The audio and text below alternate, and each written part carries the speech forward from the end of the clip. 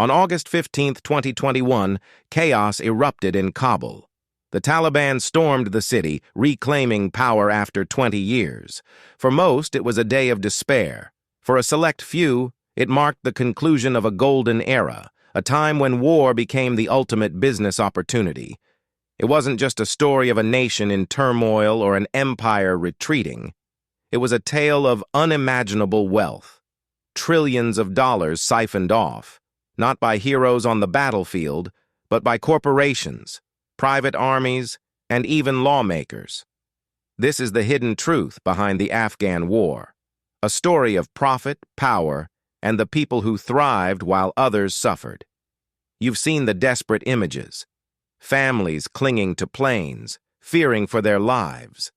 But while Afghans fled for safety, someone saw an opportunity. Eric Prince, a name synonymous with controversy, offered a way out. His price? $6,500 per person. It wasn't an act of generosity. It was one final transaction in a war that had already made him, and others, obscenely wealthy. Eric Prince wasn't a politician or a humanitarian. He was a businessman, a war profiteer.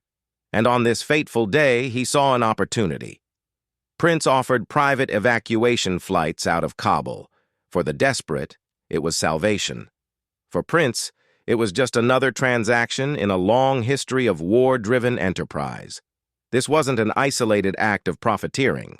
It was part of a system, a trillion-dollar machine where war wasn't just a necessity, but a business model. To understand the depths of war profiteering, we must go back to its origins. The year was 2001.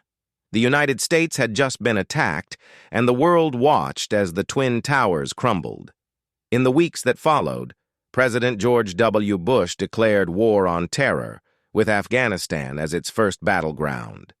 The mission seemed clear: dismantle al-Qaeda, remove the Taliban, and bring stability to a fractured nation.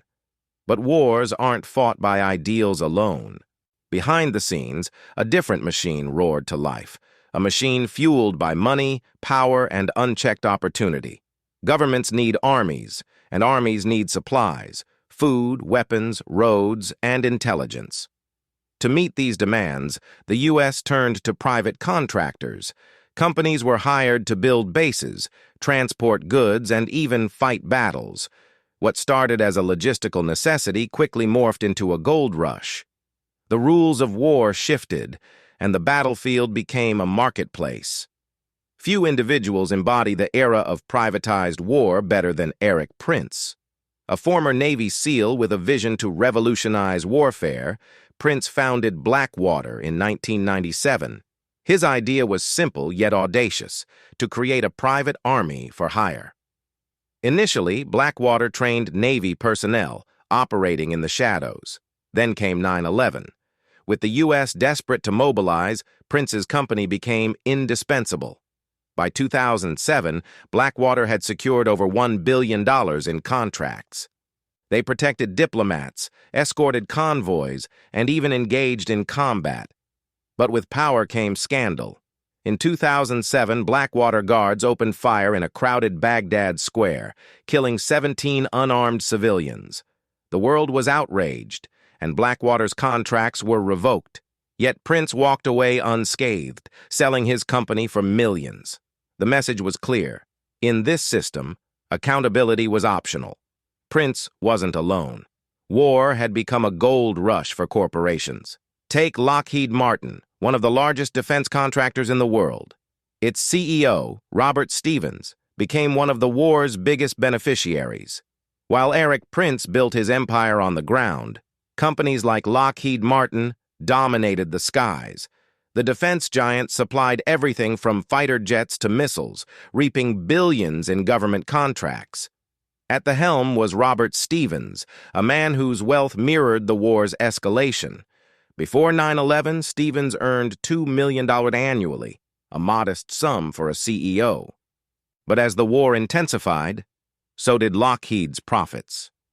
By 2007, Stevens was earning over $31 million a year. Lockheed wasn't just supplying weapons, it was shaping policy.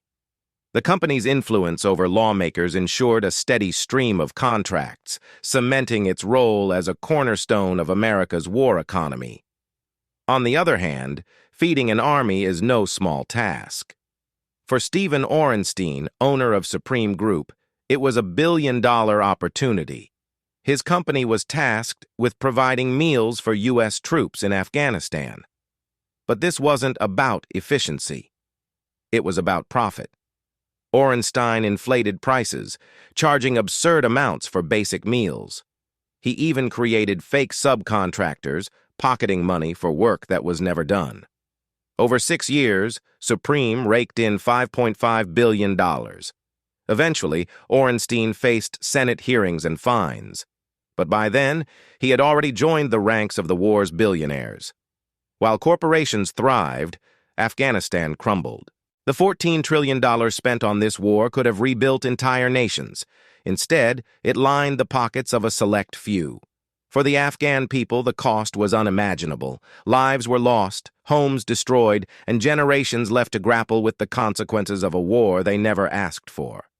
For U.S. soldiers, the toll was equally devastating, thousands killed, countless more left with scars both physical and emotional. The profiteering didn't stop at contractors. Even members of Congress joined the game. Lawmakers invested millions in defense companies, voting on budgets that directly impacted their portfolios. The conflict of interest was glaring. Senators and representatives with ties to defense contractors stood to gain every time the war escalated. It was a system that rewarded greed and punished accountability. 20 years, $14 trillion, countless lives lost. And what did it achieve? The Taliban are back in power. Afghanistan remains unstable. But for the profiteers, the war was a resounding success. This is the legacy of a system that prioritizes profit over people. A system that must be challenged if we are to build a better future. This story isn't just about Afghanistan. It's about us. It's about the choices we make, the leaders we trust, and the systems we allow to persist. History may not change, but by understanding it, perhaps we can shape a better future.